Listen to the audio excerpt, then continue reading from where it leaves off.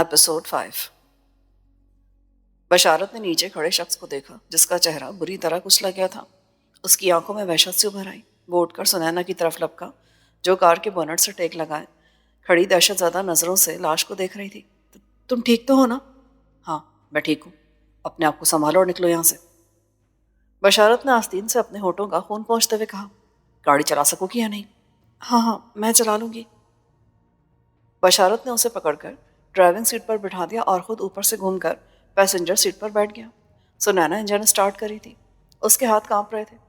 लकड़ी का गेट तोड़ने और कब्र से टकराने से गाड़ी को ज़्यादा नुकसान नहीं पहुंचा था। इंजन आसानी से स्टार्ट हो गया। अपने हवास को काबू में रखो और गाड़ी को एहतियात से रिवर्स में ले लो। हेडलाइट्स रोशन करने की ज़रूरत नहीं है। सुनैना ने पीछे मुड़कर देखा और कार को रिवर्स में लेने लगी। पीछे सड़क पर तारीकी थी जिसका मतलब था कि किसी तरफ से कोई गाड़ी नहीं आ रही थी। लकड़ी का गेट टूटकर झूल गया था। कार उससे टकराती हुई बाहर आ गई। वो सड़क के किनारे कच्ची जगह पर गाड़ी को कई गज दूर लेती चली गई। फिर गियर बदलकर उसे आगे की तरफ दौड़ा दिया। इसके साथ ही हेडलाइट्स रोशन कर दी। वो जीप चंद गज आगे खड़ी थी। सुनैना कार को उसके करीब से निकाल कर ले गई। स्टीयरिंग पर उसके हाथ अभी तक कांप रहे थे। कार कभी सड़क के किनारे पर आ जाती और कभी बीच में। तकरीबन 150 गज का फासला तय हुआ था कि सामने से कोई गाड़ी आती नजर आई।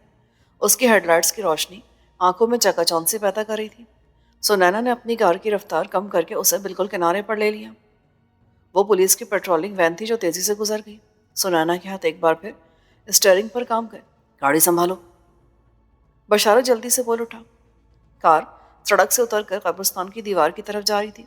सुनैना ने जल्दी से उसे संभाल लिया और दोबारा सड़क पर ले आई। अगर वो हमें रोक लेते तो हमारे हुलिये देखकर मशकूक हो जाते। जीप को वहां खड़े देखकर शायद पुलिस की गाड़ी वहां रुक जाए, इसलिए रफ्तार जरा बढ़ा दो। सुनैना ने हक़वी मंजर पेश करने वाले आईने पर निगाह डाली और कार की रफ्तार में इजाफा कर दिया। अगले चौराहे पर ट्रैफिक सिग्नल की जर्द बत्ती जल बुझ रही थी। रिटर्न रोड, शारा जलालुद्दीन रूमी और फातिमा जिन्ना रोड पर हल्के ट्रैफिक की आमदोरफ्त जारी थी। पुलिस की वो गाड़ी जीप के पास रुक गई है। सुनैना कांप उठी। उसने स्टीयरिंग पर हाथ मजबूती से जमा लिए और दाएं बाएं देखते हुए गाड़ी को चौराहे से सीधा फातिमा जिन्ना रोड पर ले गई और थोड़ा ही फासला तय करने के बाद उसे टेम्पल रोड पर मोड़ दिया। बेशतर दुकानें बंद हो चुकी थी, लेकिन थोड़े थोड़े फासले पर जहां रेस्टोरेंट में खाने पीने की दुकानें थीं, खासी रौनक थी। उस सड़क पर दूसरी गाड़ियों की आमदोरफ्त भी थी। सुनैना मोहतात अंदाज में ड्राइविंग करती रही। रीगल चौक से तकरीबन 100 गज पहले उसने कार बाएं तरफ एक गली में मोड़कर रोक ली और इंजन बंद करके शीशे चढ़ाने लगी। बशारत ने भी अपनी तरफ का शीशा चढ़ाया और दोनों नीचे उतर आए। सुनैना अपना शोल्डर बैग उठाना नहीं भूली थी। वो उसी गली की पहली बिल्डिंग के दरवाजे में दाखिल हो गई।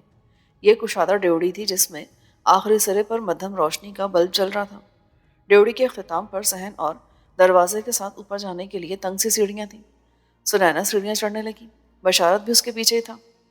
दूसरी मंजिल पर सुनैना एक कमरे के सामने रुक गई। उसने शोल्डर बैग से चाबियों का गुच्छा निकाला और दरवाजे का ताला खोलने लगी।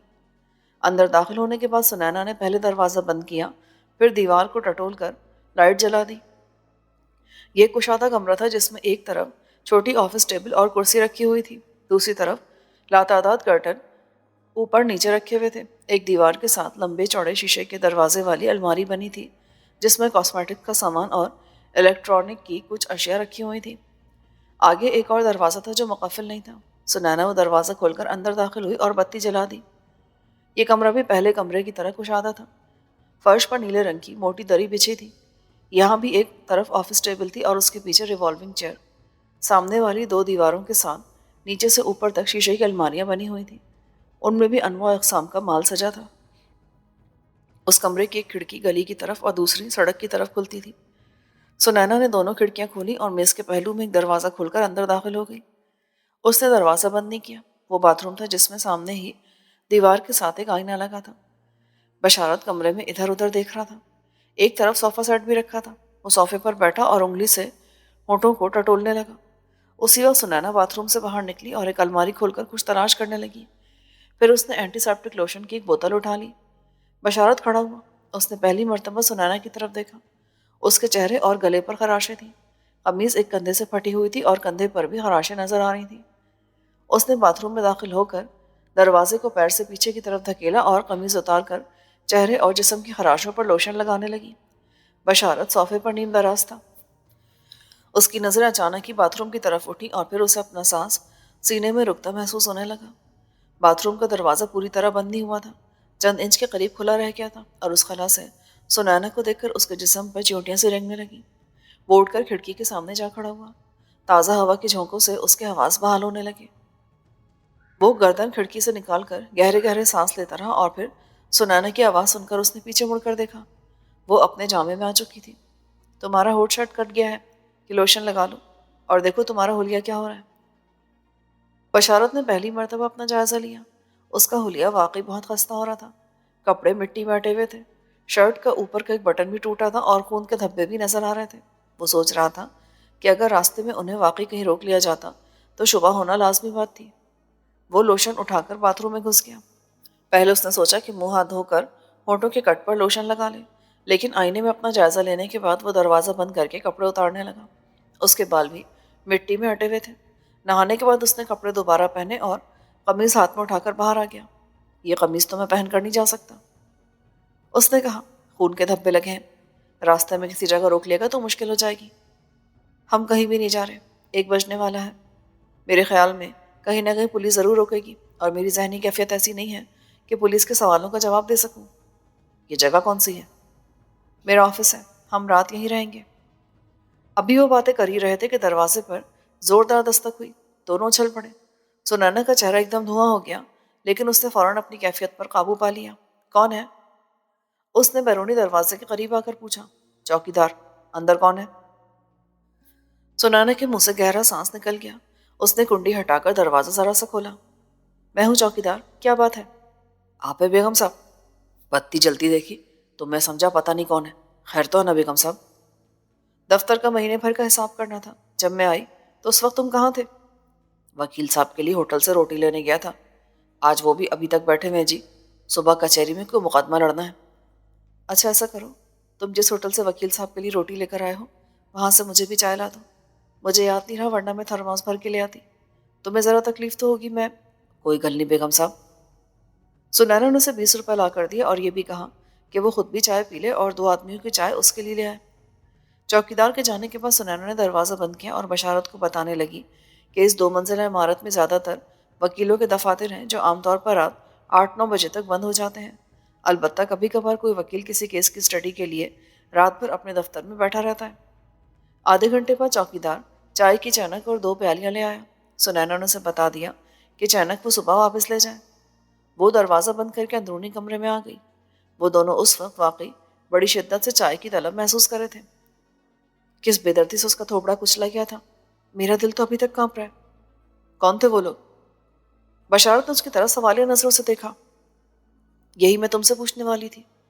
وہ جو کوئی بھی ہوں، لیکن مجھے خوشی ہے کہ میرا انتخاب غلط نہیں تھا۔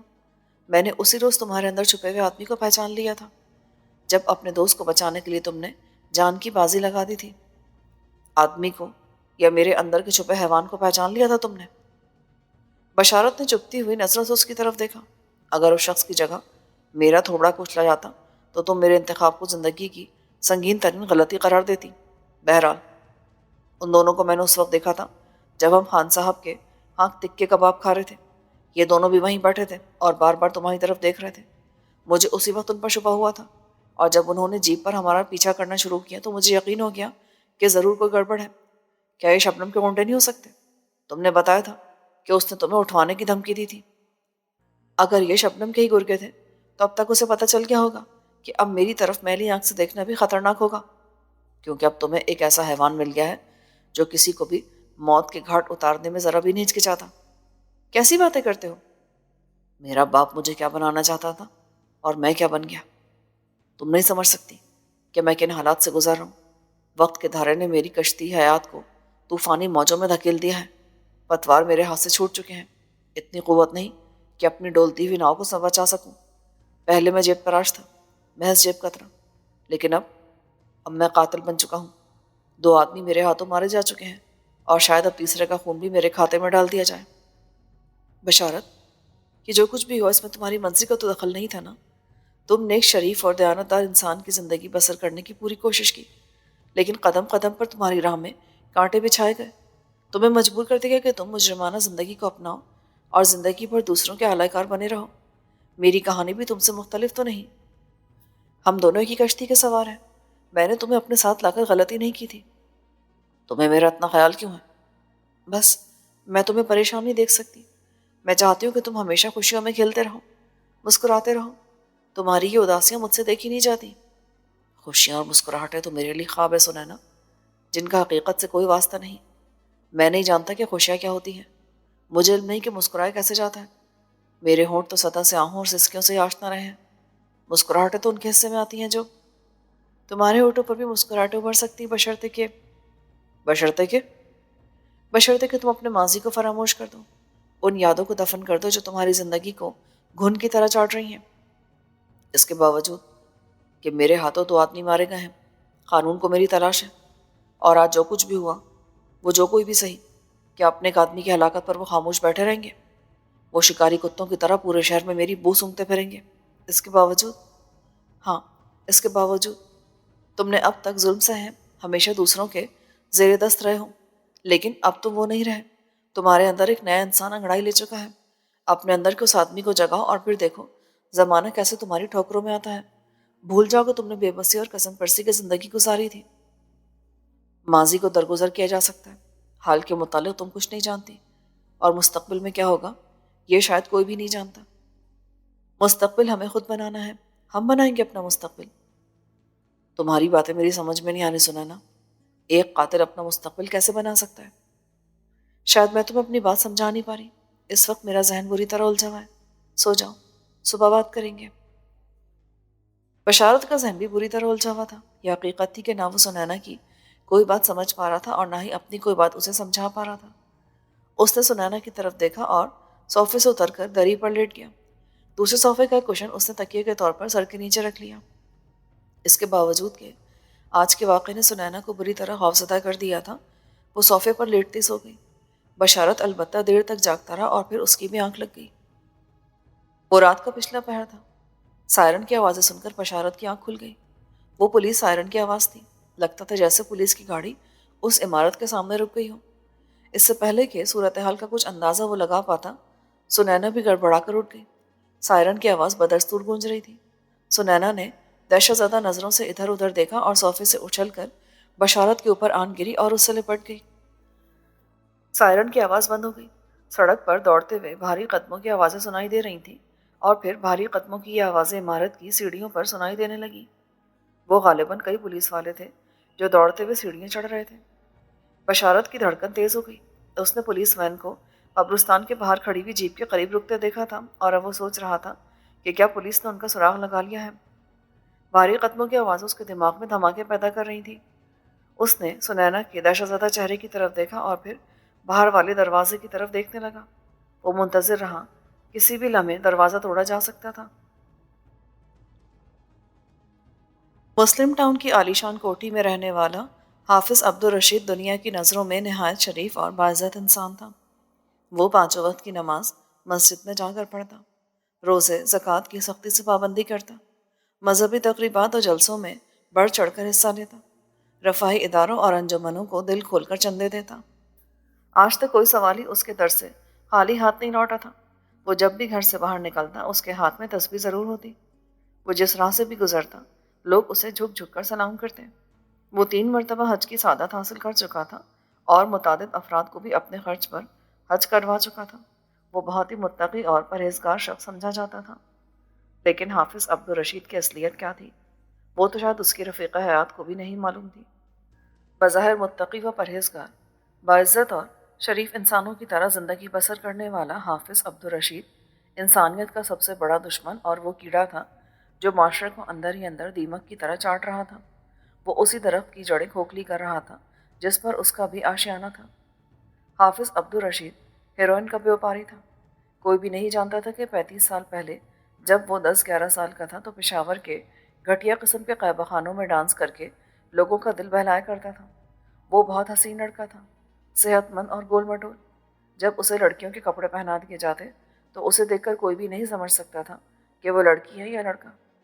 پتہ نہیں وہ اس گروہ کے ہتھے کیسے چڑھ گیا تھا جس نے اسے قہوہ خانوں میں نچانا شروع کر دیا اور خوب روپیہ کمایا تھا، لیکن اسے 2 وقت کی روٹی کے سوا کچھ نہیں ملتا تھا.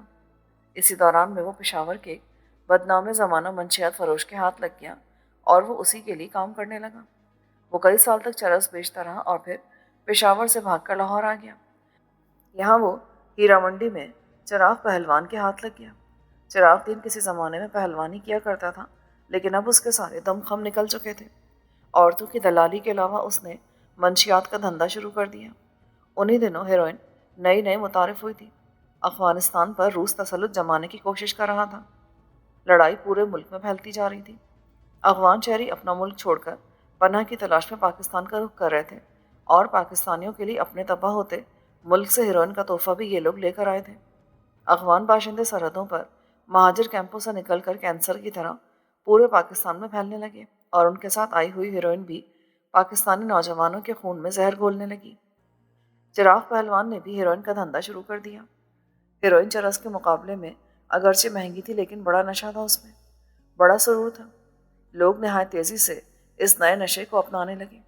اگرچہ بہت جلد اس کی تباہ کاریاں سامنے آنے لگی تھیں، لیکن ہیروئن استعمال کرنے والوں کی تعداد میں حیرت انگیز طور پر اضافہ ہوتا چلا گیا۔ ہیروئن بیچنے والے دونوں ہاتھوں سے دولت سمیٹنے لگے۔ وہ راتوں رات لکھ پتی اور کروڑ پتی بنتے چلے گئے۔ 1 سال کے اندر اندر چراغ پہلوان نے سمن آباد میں کوٹھی بنوا لی۔ عبدالرشید اسی کے پاس کمیشن پر کام کرا تھا، لیکن اس نے عقل مندی یہ کی کہ چراغ پہلوان کا ساتھ چھوڑ کر اپنے طور پر یہ دھندا شروع کر دیا۔ وہ اس بزنس کے اسرار و رموز سے واقف ہو چکا تھا۔ ویسے بھی وہ چالاک آدمی تھا، سو بہت جلد آگے نکلتا چلا گیا۔ کسی بھی کاروبار میں ذہانت اور چالاکی کو بنیادی حیثیت حاصل ہوتی ہے، اور عبدالرشید کی ذہانت اور چالاکی میں کوئی شبہ نہیں تھا۔ منشیات کا دھندا کرنے والوں کی پکڑ دھکڑ ہوتی رہتی تھی، لیکن عبدالرشید نے اپنے آپ کو ہمیشہ بچا کر رکھا، اور پھر اس نے اپنے آپ کو منظر عام سے بھی ہٹا لیا۔ اس نے وسنت پورہ میں ایک مکان کرائے پر لے لیا اور ایک شریف انسان کی طرح وہاں رہنے لگا، جبکہ اس کے کارندے مصری شاہ، ہیرا منڈی، لکشمی چوک اور ایسے ہی علاقوں میں پھیلے اس کے کاروبار کو ترقی دے رہے تھے۔ اس کا کوئی کارندہ کبھی وسنت پورے والے مکان پر نہیں آیا تھا۔ وہ علاقے کے رفاہی اور سماجی کاموں میں بھی بڑھ چڑھ کر حصہ لینے لگا، اور پھر اس نے مسجد میں جا کر نماز بھی پڑھنا شروع کر دی۔ عبدالرشید 4 سال وسنت پورے والے اس مکان میں رہا۔ پھر اس نے ساندہ میں ایک مکان خرید لیا اور 2 سال اس مکان میں رہا۔ یہاں پہ اس نے اپنی شرافت کی دھاک بٹھا لی۔ یہیں پر رہتے ہوئے اس نے پہلا حج کیا۔ اس کا پڑوسی چاچا جمال دین بہت غریب آدمی تھا۔ اس کا گزر بیٹے کی تنخواہ پر ہوتا تھا، جو کسی سرکاری محکمے میں کلرک تھا۔ چاچا جمال بڑا متقی اور پرہیزگار آدمی تھا۔ تنگ دستی کے باوجود اس کی زبان پر کبھی شکوہ نہیں آیا۔ اس کی صرف ایک ہی خواہش تھی کہ اسے حج کی سعادت نصیب ہو جائے۔ وہ اکثر اس خواہش کا اظہار بھی کیا کرتا تھا، اور پھر اسی سال عبدالرشید چاچا جمال دین اور اس کی بیوی کو لے کر حج پر چلا گیا۔ چاچا جمال دین اور اس کی بیوی نے اسے جو دعائیں دیں سو دیں۔ محلے والے بھی اس کار خیر پر عبدالرشید کو دعائیں دے رہے تھے۔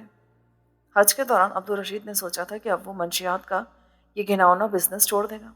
اس کے پاس بہت پیسہ تھا، وہ کوئی جائز کاروبار کر لے گا، دکان کھول لے گا۔ لیکن حج سے واپس آنے کے بعد اس کی نیت پھر ڈان و ڈول ہو گئی۔ دولت کے سنہرے جال نے اسے پوری طرح جکڑ رکھا تھا۔ اس جال میں پھنسنے کے بعد کوئی بھی اس سے نجات حاصل نہیں کرنا چاہتا۔ عبدالرشید نے ساندہ کا وہ مکان چھوڑ کر علامہ اقبال ٹاؤن میں پلاٹ خرید کر کوٹھی بنوا لی۔ ان دنوں اقبال ٹاؤن نیا نیا آباد ہوا تھا۔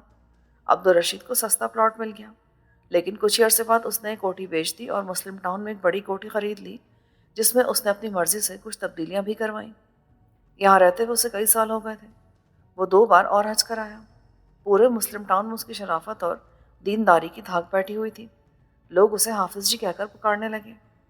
حافظ عبدالرشید نہ صرف سماجی اور فلاحی کاموں میں بڑھ چڑھ کر حصہ لیتا، ایسے اداروں کو بڑے بڑے چندے دیتا، بلکہ اس نے خواتین کی فلاح و بہبود کے لیے ایک ادارہ بھی کھول رکھا تھا، جس کے تمام اخراجات وہ اپنی جیب سے برداشت کرتا۔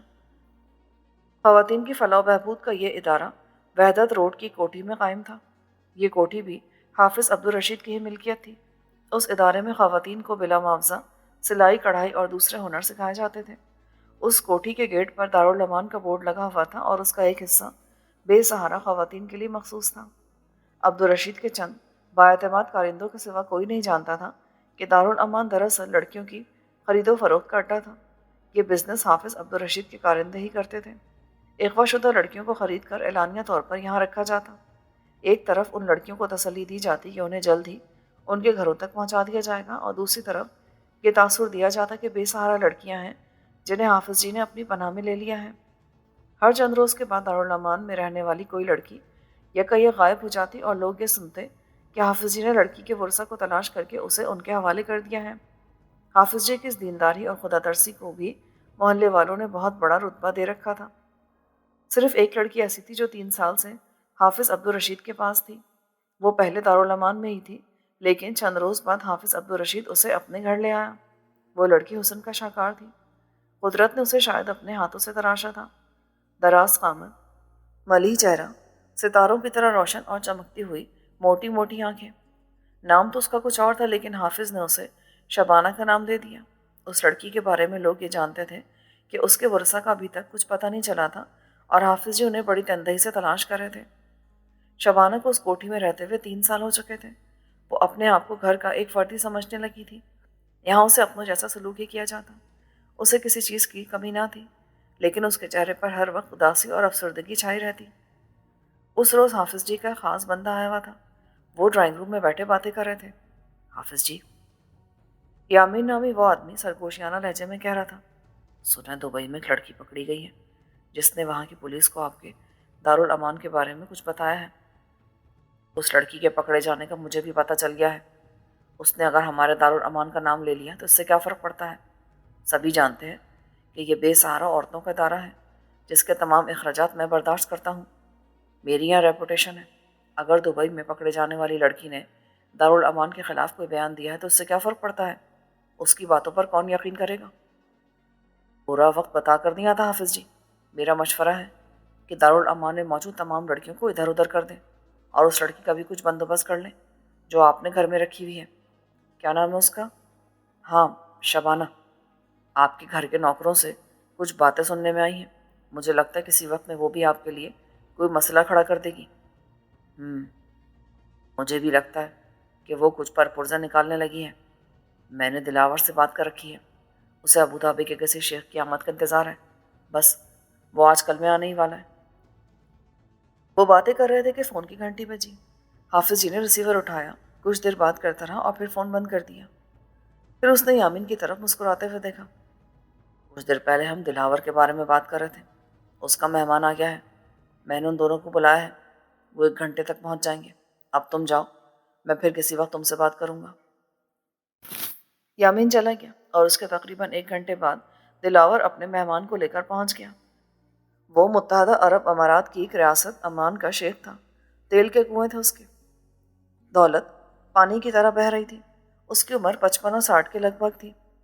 اس نے 3 پیس سوٹ پہن رکھا تھا، لیکن سر پر سرخ چیک کا رومال اور اس پر مخصوص سیاہ ڈوری بندھی تھی۔ حافظ جی کی کوٹھی پر بڑے بڑے لوگ آتے رہتے تھے، اس لیے اسے عرب شیخ کی آمد پر بھی کوئی حیرت نہیں ہوئی تھی۔ وہ تقریباً آدھے گھنٹے تک باتیں کرتے رہے اور پھر حافظ جی نے آواز دے کر ملازم لڑکی کو بلا لیا۔ اوئے کاکے، چائے کے لیے تو کہہ دو، اور سنو، شبانہ سے کہنا کہ چائے وہ لے کر آئے۔ لڑکا عجیب سی نظروں سے ان کی طرف دیکھتا ہوا کمرے سے نکل گیا۔ شبانہ اپنے کمرے میں پلنگ پر لیٹی تھی۔ ملازم نے حافظ جی کا حکم سنایا تو شبانہ کو زیادہ حیرت نہیں ہوئی۔ حافظ جی اکثر اس کے ہاتھ کی چائے پیا کرتے تھے اور آج تو گھر کے دوسرے لوگ بھی کسی دعوت میں گئے ہوئے تھے۔ شبانہ طبیعت خرابی کا بہانہ کر کے گھر میں رہ گئی تھی۔ وہ کچن میں آ کر چائے بنانے لگی۔ وہ لازمہ اپنے کاموں میں لگی رہی۔ چائے بنانے کے بعد شبانہ نے برتن ٹرالی میں سیٹ کیے اور ٹرالی دھکیلتی ہوئی ڈرائنگ روم میں آ گئی۔ دلاور کو اس نے اکثر حافظ جی کے پاس آتے دیکھا تھا، لیکن عرب شیخ کو دیکھ کر وہ ٹھٹک گئی۔ وہ نظر جھکائے آگے بڑھتی اور ٹرالی سے برتن اٹھا کر شیشے کے ٹاپ والی سینٹر ٹیبل پر رکھ کر جیسے ہی واپس جانے کے لیے مڑی، حافظ جی کی آواز سن کر رک گئی۔ شبانہ بیٹی، شیخ راشد ہمارے بہت ہی خاص مہمان ہیں، عمان سے آئے ہیں، انہیں اپنے ہاتھ سے چائے بنا کر دو۔ حافظ جی کا یہ حکم شبانہ کے لیے بڑی حیرت کا باعث بنا، کیونکہ اس گھر میں پردے کی سختی سے پابندی کی جاتی تھی۔ لیکن آج حافظ جی نے اسے نہ صرف مہمانوں کے سامنے بلا لیا بلکہ اپنے ہاتھ سے چائے بنا کر مہمانوں کو پیش کرنے کا حکم بھی دیا۔ چائے بناتے ہوئے شبانہ نے محسوس کیا کہ طوطے کی طرح خمیدہ ناک والا عرب شیخ بڑی گہری نظروں سے اس کی طرف دیکھ رہا تھا۔ شبانہ نے ایک کپ حافظ جی کے سامنے رکھا، ایک دلاور کے سامنے اور تیسرا عرب شیخ کی طرف بڑھاتے ہوئے شیفون کا دوپٹہ اس کے سینے سے سرک گیا۔ شیخ کی نظروں سے کانٹوں کی طرح اپنے سینے پر چبھتی ہوئی محسوس ہونے لگی۔ وہ دوپٹہ درست کرتے ہوئے ایک جھٹکے سے اٹھ کھڑی ہوئی اور واپس جاتے ہوئے بھی اس نے عرب شیخ کی نظروں کو اپنے بدن پر چپتے محسوس کیا۔ اس نے ڈرائنگ روم سے باہر قدم رکھا ہی تھا کہ ٹھٹک کر رک گئی۔ وہ دلاور کی آواز تھی جو اس کے سامان سے ٹکرائی۔ مال تو واقعی زوردار ہے حافظ جی، قیامت ہے قیامت۔ شبانہ کا دل یک بار کی دھڑک اٹھا۔ وہ دبیز پردے کے پیچھے چھپ کر کھڑی ہو گئی۔ اپنے شیخ سے پوچھو کہ لونڈیا اسے بھی پسند آئی ہے یا نہیں۔ یہ آواز حافظ جی کی تھی۔ ام کو بہت پسند آیا۔ بولو کیا مانگتا ہے؟ ام بہت رقم لایا۔ عرب شیخ کی آواز ابھری۔ 25 لاکھ۔ حافظ جی نے کہا 20 لاکھ۔ رقم لو اور لڑکی کو بھی ہمارے ساتھ۔ اس وقت نہیں، وہ مشکوک ہو جائے گی۔ صبح 7 بجے آ جانا، میں اسے کسی بہانے تمہارے ساتھ بھیج دوں گا، پھر سنبھالنا تمہارا کام ہوگا، ہم سنبھال لے گا۔ شبانہ کے دماغ پر ہتھوڑے سے برس رہے تھے۔ یوں لگ رہا تھا جیسے پگھلا ہوا سیسا اس کے کانوں میں انڈیلا جا رہا ہو۔ حافظ جی اسے بیٹی کہہ کر بلایا کرتا تھا۔ کیا کوئی باپ اس طرح اپنی بیٹی کا سودا کر سکتا ہے؟ نہیں نہیں، یہ میرا وہم ہے۔ جو کچھ میں نے سنا میری سماعت کا فریب ہے۔ ایسا کبھی نہیں ہو سکتا۔ شبانہ کا دماغ معاف ہو جا رہا تھا۔ اس کی نگاہوں کے سامنے اندھیرا پھیلنے لگا اور قریب تھا کہ وہ اپنے آواز کھو بیٹھتی کہ اندر سے دلاور کی آواز سنائی دی۔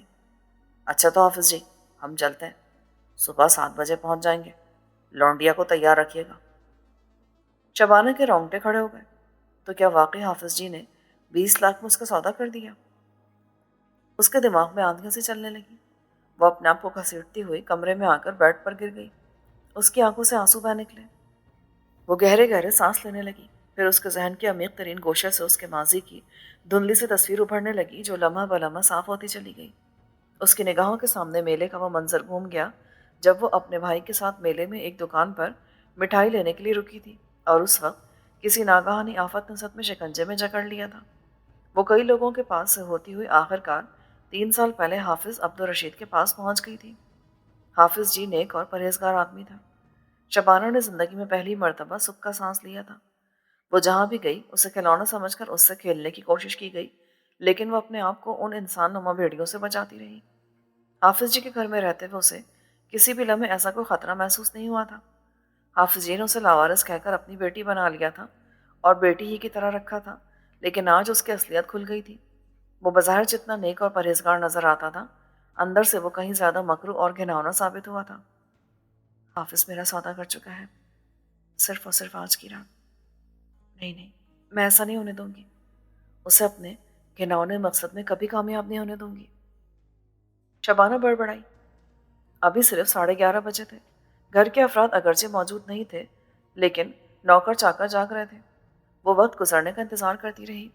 لمحے صدیاں بن کر بیت رہے تھے۔ 12 بجے کے قریب گھر والے دعوت سے واپس آ گئے۔ کوٹھی میں چہل پہل سی ہو گئی، لیکن وہ اپنے کمرے سے نہیں نکلی اور پھر ساری آوازیں بتدریج معدوم ہوتی چلی گئیں۔ 3 بج گئے۔ وہ آہستگی سے بستر سے اتری، دروازہ کھولا، احتیاط سے ادھر ادھر جھانکتے ہوئے آہٹ لینے کی کوشش کرنے لگی۔ گمبھیر خاموشی اور سناٹا طاری تھا۔ وہ کمرے سے نکل کر دبے قدموں چلتی ہوئی پچھلے لان میں آ گئی اور عقبی دیوار کی طرف چلنے لگی۔ اس طرف بھی پچھلی گلی میں کھلنے والا ایک چھوٹا دروازہ تھا جسے اندر سے کنڈا لگا رہتا تھا۔ اس نے بڑی احتیاط سے کنڈا ہٹا دیا اور پہلا قدم باہر رکھا ہی تھا کہ اس کا دل اچھل کر حلق میں آ گیا۔ سائیکل سوار چوکیدار سیٹی بجاتا ہوا دائیں طرف کے موڑ سے گلی میں داخل ہو رہا تھا۔ وہ فوراً اندر آ گئی اور دروازہ آہستگی سے بھیڑ دیا۔ چوکیدار سامنے سے گزر گیا۔ سیٹی کی آواز دور ہوتی چلی گئی۔ 2 منٹ کے بعد اس نے ایک بار پھر دروازہ کھولا اور گردن نکال کر باہر جھانکنے لگی۔ چوکیدار کی سائیکل اگلے موڑ پر ایک طرف گھومتی ہوئی نظر آئی۔ شبانہ کا دل بڑی شدت سے دھڑک رہا تھا۔ باہر آ کر اس نے دروازہ آہستگی سے بھیڑ دیا اور تیز تیز قدم اٹھاتے ہوئے ایک طرف چلنے لگی۔ اس کی رفتار میں بتدریج تیزی آتی جا رہی تھی اور پھر وہ دوڑنے لگی۔ دوڑتے دوڑتے اس کا سانس پھول گیا، لیکن اس نے اپنی رفتار میں سستی نہیں آنے دی۔ وہ جلد از جلد یہاں سے اتنی دور چلی جانا چاہتی تھی کہ حافظ کے ہاتھ اس تک نہ پہنچ سکے۔ وہ نہ جانے کب تک دوڑتی رہی۔ اسے تو یہ بھی نہیں پتا تھا کہ وہ کس طرف جا رہی ہے۔ وہ تو بس دوڑے جا رہی تھی۔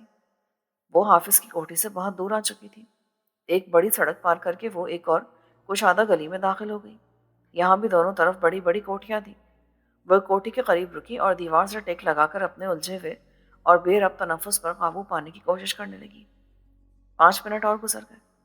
وہ اب تک بے تحاشا دوڑتی رہی تھی۔ اس کی ٹانگیں شل ہو گئی اور پاؤں دکھنے لگے۔ وہ گھر سے ننگے پاؤں نکلی تھی اور اندھا دھند دوڑتے ہوئے اس کے پیر زخمی ہو گئے تھے۔ وہ دیوار سے ٹیک لگا کر بیٹھ گئی اور زخمی پیر سلانے لگی۔ اسی وقت کہیں دور سے چوکیدار کی سیٹی کی آواز سنائی دی، جو لمحہ بہ لمحہ نزدیک آتی جا رہی تھی۔ شبانہ نے متوش نگاہوں سے ادھر ادھر دیکھا۔ دائیں طرف کے موڑ سے ایک سایہ ہاتھ میں پکڑی ہوئی لاٹھی سڑک پر بجاتا گلی میں آیا۔ شبانہ نے ایک بار پھر ادھر ادھر دیکھا۔ چھپنے کی کوئی جگہ نہیں تھی۔ وہ یہیں بیٹھی رہتی تو چوکیدار کی نظروں میں آ سکتی تھی۔ البتہ وہ دیوار زیادہ اونچی نہیں تھی جس سے وہ ٹیک لگا کر بیٹھی تھی۔ وہ احتیاط سے اٹھی اور دیوار پر چڑھ کر بڑی آہستگی سے دوسری طرف کود گئی۔ وہ جس جگہ کودی تھی وہاں سے کچھ فاصلے پر پودوں کی باڑ نظر آئی۔ وہ باڑ کی دوسری طرف نکل کر گھاس پر بیٹھ گئی۔ ٹھنڈی ٹھنڈی نرم گھاس پر زخمی پیروں سے مس ہوئی تو اسے بڑا سکون ملا۔ رات بھر جاگنے اور اس بھاگ دوڑ سے وہ بری طرح تھک گئی تھی۔ ٹانگوں میں درد اور آنکھوں میں شدید جلن ہو رہی تھی۔ وہ اس خیال سے اندر کودی تھی کہ چوکیدار چلا جائے گا تو وہ یہاں سے نکل جائے گی، لیکن تھکن نے اسے نڈھال کر دیا۔ گھاس پر گرتے اس کی آنکھیں بند ہونے لگیں۔ چوکیدار کی سیٹی کی آواز بھی یوں لگ رہی تھی جیسے بہت دور سے آ رہی ہو۔ وہ اپنے مختل ہوتے حواس پر قابو پانے کی کوشش کر رہی تھی، لیکن اس کے اعضاء ڈھیلے پڑتے چلے گئے اور کچھ ہی دیر بعد وہ نیند کی آغوش میں پہنچ گئی۔ گلی سے گزرتے ہوئے کسی گاڑی کے ہارن سے اس کی آنکھ کھلی۔ دھوپ براہ راست اس کے چہرے پر پڑ رہی تھی۔ اس کی آنکھیں چندھیا گئیں اور پھر آہٹ پا کر اس نے دوبارہ آنکھیں کھول کر دیکھا۔ اس کے ساتھ ہی اس کا دل اچھل کر حلق میں آ گیا۔ کوئی اس کے قریب کھڑا تھا۔